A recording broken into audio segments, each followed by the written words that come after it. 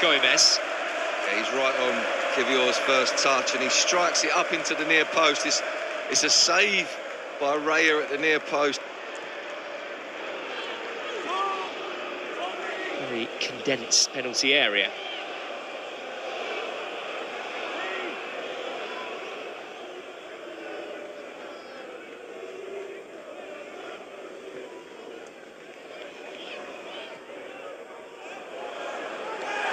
Jesus battling with a few players, and it's Trosard who's found the top corner. A goal from nothing for Arsenal, and didn't they need it? They have found themselves in so many promising positions in this first 45 minutes, the Gunners, and so often it's been that final